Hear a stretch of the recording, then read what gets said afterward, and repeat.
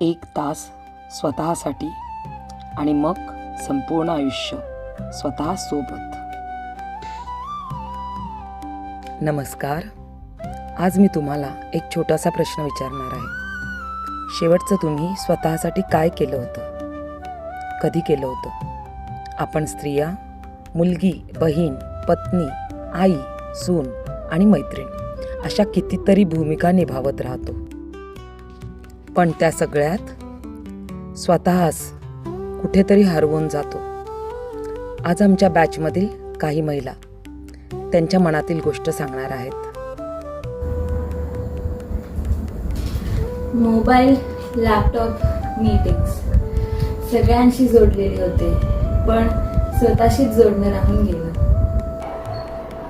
दिन भर स्क्रीन के सामने काम, डेडलाइन और खुद को साबित करने की दौड़, इसमें मेरा मन और शरीर दोनों थक चुके थे. नवीन घर, नवीन जबाबदाऱ्या सगळ्यांना जुळवून घेताना स्वतःसाठी वेळ काढणेच विसरले. माझ्याकडे सगळ्यांसाठी वेळ होता, पण स्वतःसाठी एक मिनिटही नव्हतं. घर आणि काम दोन्ही सांभाळताना मी सगळ्यांच्या गरजा पूर्ण करत होते, तर स्वतःच्या मनाला काय हवं आहे हे विचारायचं राहूनच गेलं. शरीर सतत काहीतरी सांगत होतं, पण मी प्रत्येक वेळी म्हणायचे की आता नको, नंतर बघू. घरात सगळ्यांची काळजी घेतली, पण स्वतःची काळजी घेणं कायम पुढे ढकललं. वर्षानुवर्ष मी स्वतःला शेवट ठेवत गेले आणि एक दिवस जाणवलं की स्वतःलाही प्राधान्य देणं तितकंच गरजेचं आहे.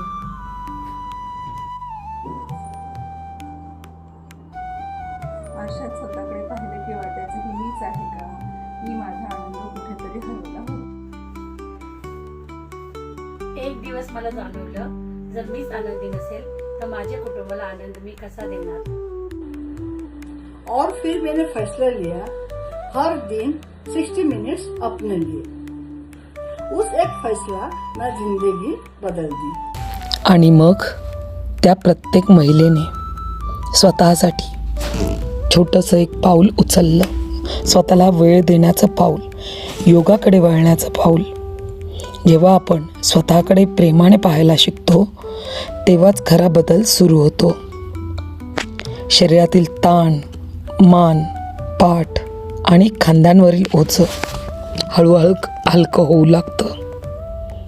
आत्मविश्वास पुन्हा जागा झाला आणि स्वतःवरचा विश्वास अधिक मजबूत झाला. मनाला शांतता मिळाली. स्वतःसोबत काही निवांत क्षण मिळाले.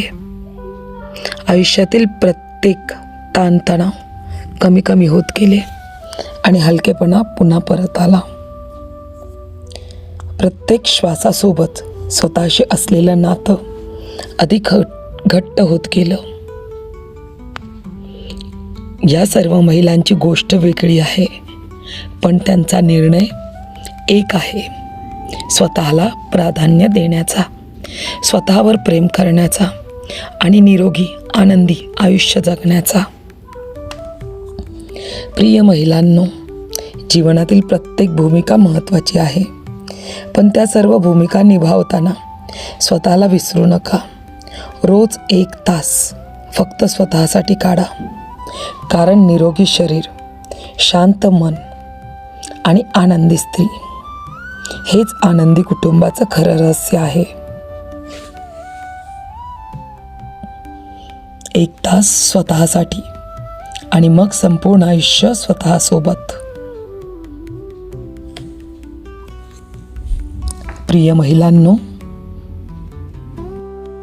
आपण घरासाठी जगतो, कुटुंबासाठी जगतो, आपल्या माणसांसाठी जगतो, पण त्या सगळ्यात स्वतःला विसरून चालणार नाही. स्वतःवर प्रेम करणं म्हणजे स्वार्थ नाही, स्वतःची काळजी घेणं म्हणजे चूक नाही, कारण तुम्ही आनंदी असाल तरच तुमचं संपूर्ण कुटुंब आनंदी राहील.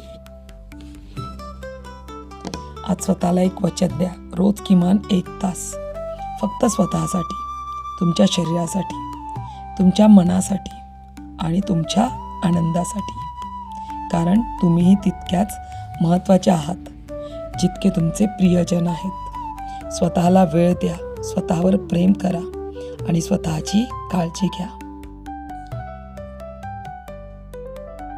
हरिओम.